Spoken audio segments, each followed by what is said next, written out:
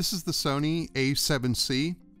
It's a fantastic little camera with amazing autofocus, but it suffers from a big problem. That being the ergonomics, the grip in particular.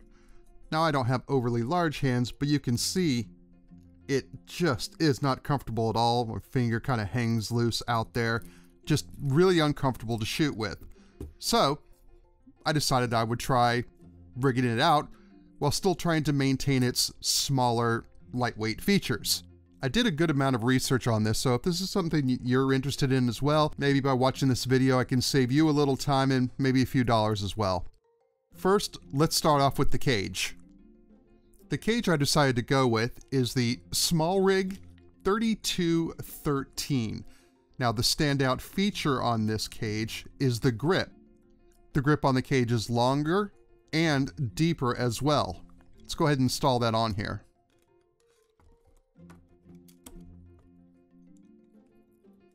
You can see they actually included a little tool at the bottom of the cage held on with magnets.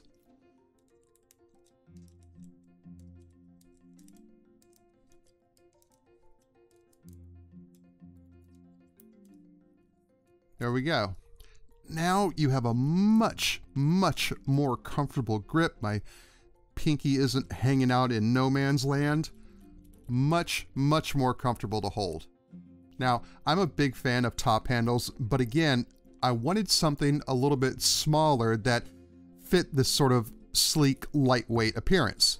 Again, I went with SmallRig and the 2393 handle, which might hold the award as the most adorable top handle in existence. We'll go ahead and install that on the top here.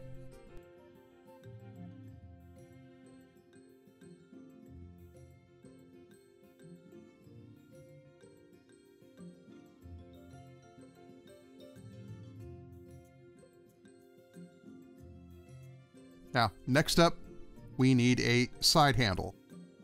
SmallRig again had a nice small mini handle. Right after I purchased this handle, UURig actually sent me their little mini handle. Let's put these side by side. As you can see, they're pretty much identical except for a few key features. Both of them have cold shoe mounts at the top. However, the UURig adds 3 1/4-20 mounts, and on the base, the UURig has 2 more 1/4-20 mounts. So identical in size, identical in build. However, the UURig is actually $10 cheaper than the SmallRig handle.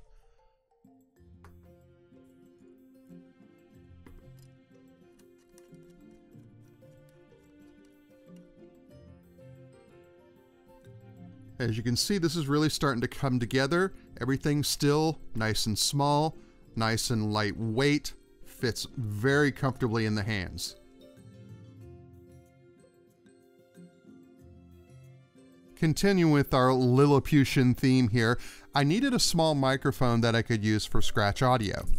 With that, I've got the Deity D4 Mini. So we'll install that on the top handle. Plug in the mic jack. Now again, like I said, I'm just using this for scratch audio. When I'm shooting things like interviews, usually I'll have a boom mic or maybe even a wireless lav on a subject. So, speaking of wireless lavs, we have the Rode Wireless Go. Now, this was interesting that I discovered about the D4 Mini.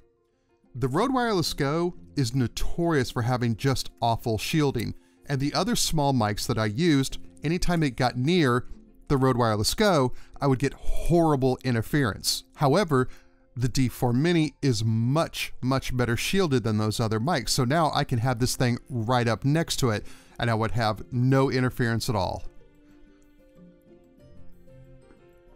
Slide the Wireless Go into the cold shoe of the cage. And another great feature of the D4 Mini is that it actually has an input jack.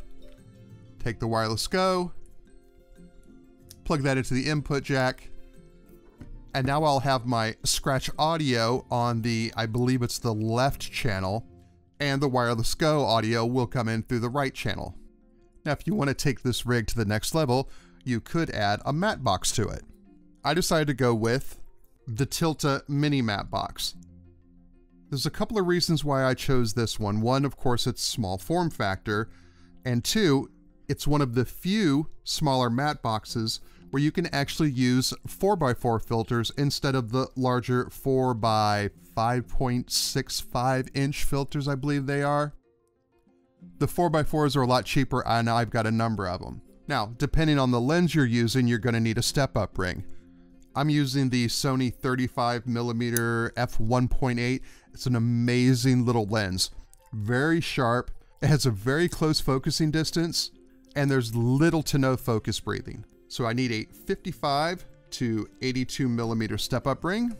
Then we'll put on the matte box adapter, and then slide the matte box on.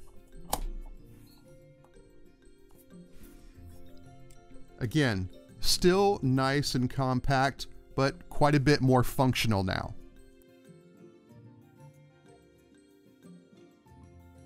And that's pretty much my setup. Obviously, you don't need this thing fully rigged out if you're just doing things like shooting stills. Just the addition of the cage alone makes the A7C a much more functional camera. So that's pretty much it for this one. If you've got any recommendations for rigging out the A7C, again, continue with that small, lightweight build, please let me know down in the comments. Thanks for taking the time to watch. Have a good one.